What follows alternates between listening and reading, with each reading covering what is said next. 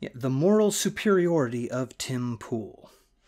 Now, I like Tim Pool quite a bit. I've got a lot of respect for the guy. But this little incident really pissed me off. It's not just that he's wrong. It's that he's so wrong it's ridiculous, and he's wrong in a way that is really pretty chicken shit. The title of the video that I'm taking most of these clips from is Hong Kong protesters fly U.S. flag while we complain about Chris Cuomo. As though there's a connection between the two. The first part of it doesn't bother me. He would have people talk more about the Hong Kong protests, be more aware of it, better informed. That part I don't have any problem with. In fact, I think he's probably right. It's the second part that bothers me. As though us complaining about Chris Cuomo too much has some connection to it. What he should be doing, if he cares that much about Hong Kong and the protests there, would be to try to convince people to talk more about it. Let's use Hong Kong as a hashtag, or better yet, Hong Kong protests. Share articles and videos on the subject. Make sure everyone you know is well informed. That's what he should be saying. And he does kind of imply that. But for the most part, he really just dwells on the Chris Cuomo side of the issue, as though if we lay off a Chris Cuomo, somehow we will be better informed about Hong Kong. There is no connection between the two. He is taking his deep concern for the Hong Kong protests, using that as a lofty platform from which to lob morality bombs at people who are talking about something that he thinks is trivial. And there's a lot of things about the story that I think are worth talking about, but I think it also shows that, man, our priorities are screwed up. See, that's what he's worried about. He's not as worried about the Hong Kong protests as he is about American priorities. That's what he focuses on.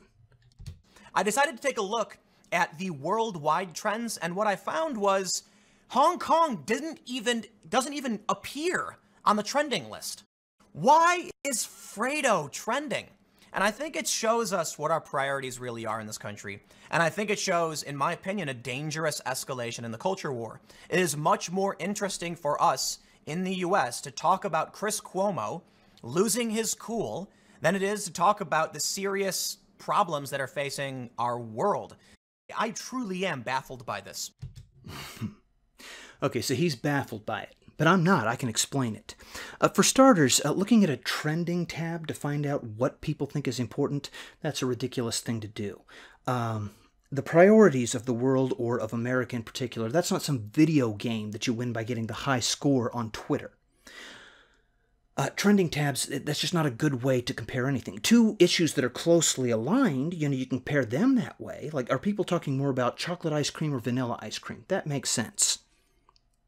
But Cuomo and Hong Kong being completely unrelated, you can't look at the trending tab to decide what people think is more important for a number of different reasons. For example, people are going to click more on videos on Fredo Cuomo than they are on the Hong Kong issue, because they get more out of it, not because they think it's more important. If I were to click on one article or one video about the Hong Kong protests, I'm probably going to be as well informed as I really reasonably can be as an American. To get a second perspective, to be better informed, I might click on a second one.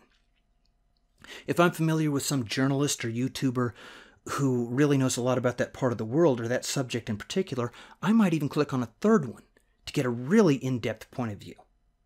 Then I'm done. That's it. That's as far as you can really go. If I keep clicking on it, I'll just hear the same thing over and over again, which doesn't mean I don't think it's important. It means I've already done what I have to do to be informed. The Fredo Cuomo incident is different. You can't make a joke about the Hong Kong protests. I can joke about just about anything, but I'll be damned if I can think of a single one-liner about the Hong Kong protests that is really funny. Cuomo, on the other hand, that is an endless wellspring of humor, and that's why people pay so much attention to it. It makes them laugh. If you click on one video, read one article, then you're going to know the whole story, and that's it. But you're going to hear something funny there that's going to make you laugh. Click on another one, and someone's going to tell another joke that is different from the first one, and you're going to laugh. And a third, and a fourth, and a fifth, and you're going to hear a different spin on it, a different joke, a different punchline every single time. That's why people click on that more and pay more attention to it. Not because it's more important to them, but because there's just something new every time they click on it. My biggest concern about the whole Fredo Cuomo incident is that if you compare Chris Cuomo to Fredo Cuomo, then you are in turn comparing his big brother to either Michael or Sonny. And I think that's really unfair to the Corleone family. You ask me, the Cuomo clan has a lot more in common with the Fratellis from Goonies. And they had a goofy younger brother too, which means that Chris isn't Fredo. Chris is Sloth. Law.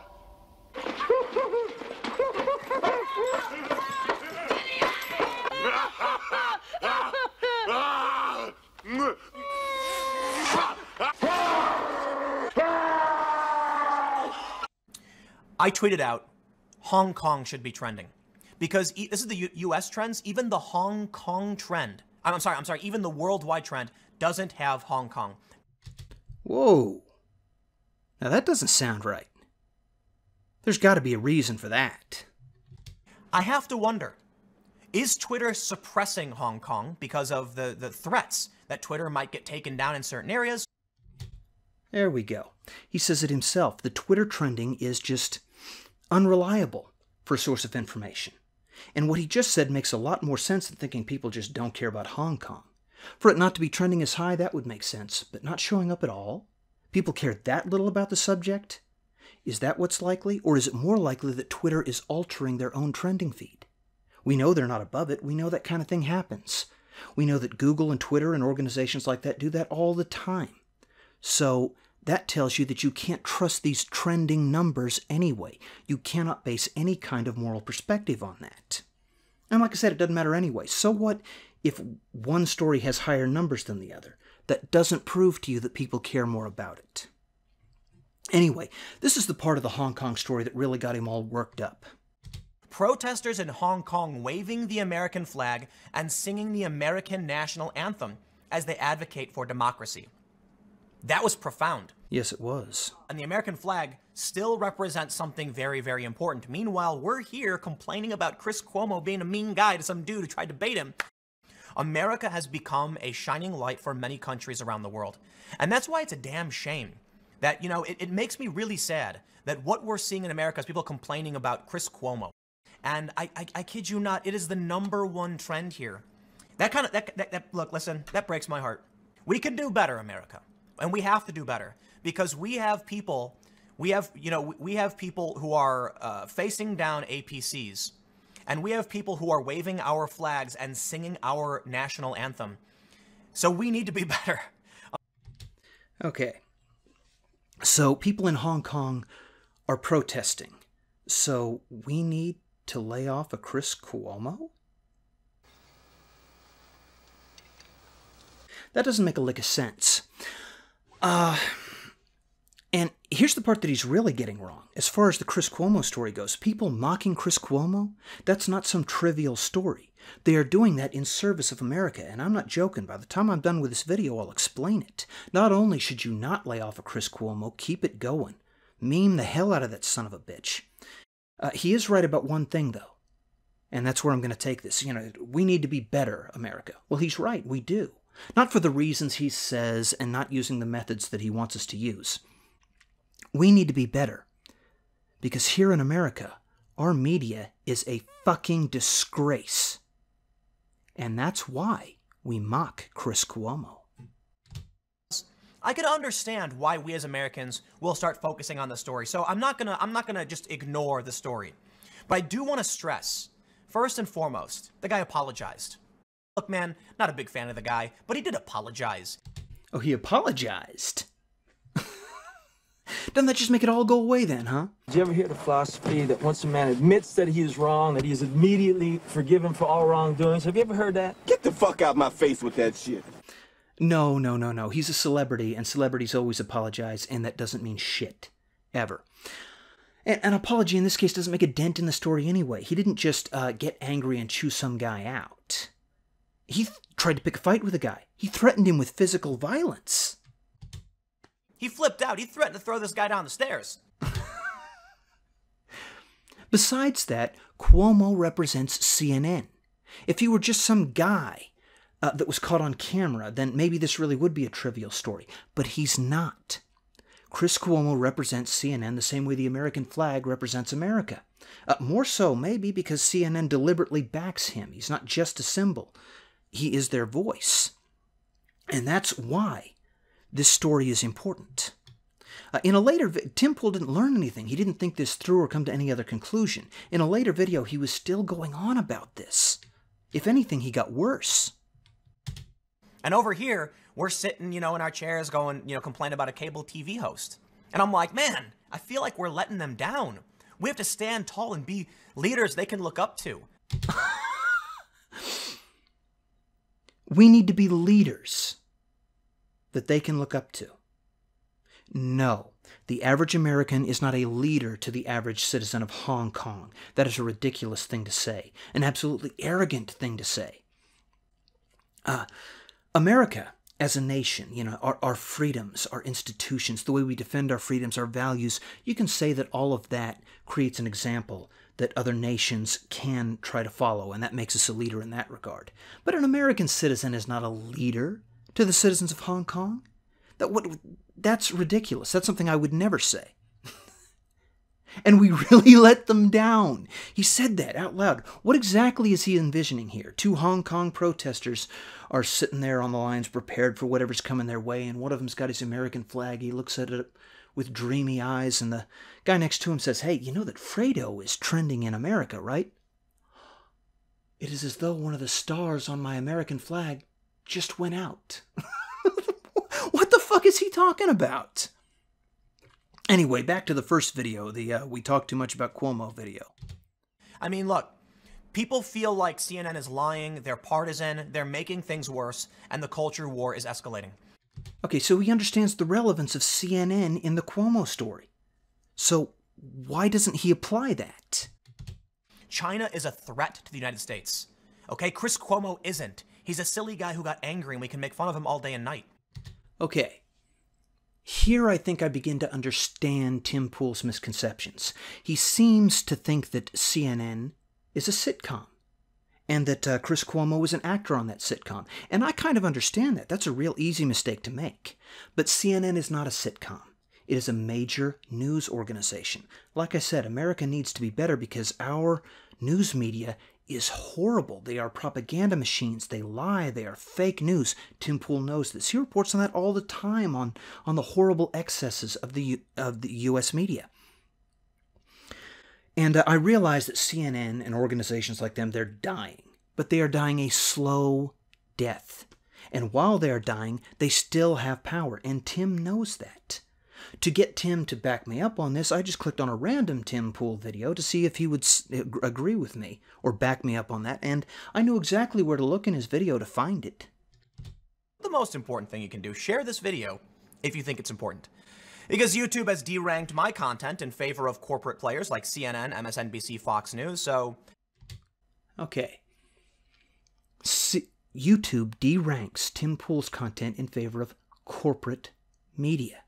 Sounds like that corporate media still has a lot of power, and we know for a fact that they do. They are part of this machine that censors people and deplatforms people, that screws with people's finances.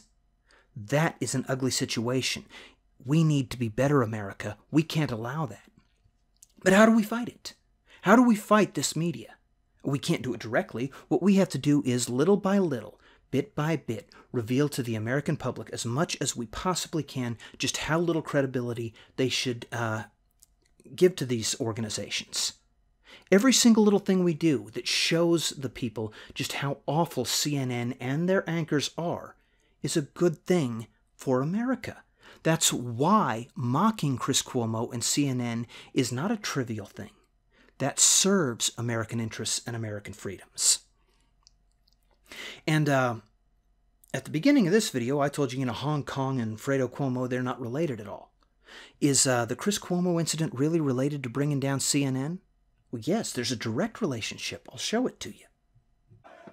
Then we get to the heart of it. There you go. The Covington kids fiasco. Everyone remembers it. I know Tim Pool does. He reported on it quite a bit. What happened there was a group of random kids, because they were wearing the wrong hats, were smeared by the media at large, CNN included, maybe in particular. They were minding their own goddamn business. They didn't do anything wrong, and yet CNN wanted to make them out to be villains in the public eye. Eventually, it was revealed that they got the whole story wrong. In a really hideous, ugly way, they had defamed these kids. And this bit here, this is Chris Cuomo talking about it, trying to spin the story. This is after the facts came out. And he still will try to convince you that they didn't do anything wrong or they didn't do as much wrong. He'll try to distract you from that. And this is what he says about it that relates directly to the Fredo Cuomo incident. The face-to-face encounter, the man, Nathan Phillips, apparently wanted to diffuse the tension, and he walked up to do exactly that. And surely the kid, Nick Sandman, he doesn't seem to be afraid, but he did make a choice, and that was to make it into a standoff. That was not a good choice. I'm sorry, Chris. You want to repeat that? But he did make a choice, and that was to make it into a standoff. That was not a good choice. Don't fucking insult me like that. I didn't insult you. It's like I call you punk bitch. You're gonna have a fucking problem. What? What are you gonna do about it? I'll fucking ruin your shit. I'll fucking throw you down these stairs like a fucking punk. So the standard that Chris Cuomo sets for the Covington kids is that standing there quietly and not doing anything, that's way too much, and we need to recognize that. They turned it into a standoff. If that's a standoff, what does that say about Cuomo personally? He was faced with a similar situation. In fact, I would say that a lot less happened to him. Some guy called him Fredo. Big deal. I have taken insults far worse than that and just walked on. Almost all of us have, but not Chris Cuomo. No. The moment he was insulted in public, he turned it into a standoff. Not a quiet standoff, just looking at someone and smirking. No, he tried to pick a fight. He threw threats. He just lost his temper in a way that if the Covington kids had done that, they would still be trying to ream him. When you compare those two things, it shows you what kind of credibility Chris Cuomo has. It shows you, through that, what kind of credibility CNN has. So, in spite of what Tim Pool is trying to tell you, don't lay off of Chris Cuomo. Keep memeing that son of a bitch. Keep mocking him. Keep making fun of him. Make sure everyone is aware that Chris Cuomo and CNN are not to be trusted. The fact that we're cracking jokes and having fun doing it doesn't make it trivial. And if you disagree with me, I respect you for it, because that's also a part of being American.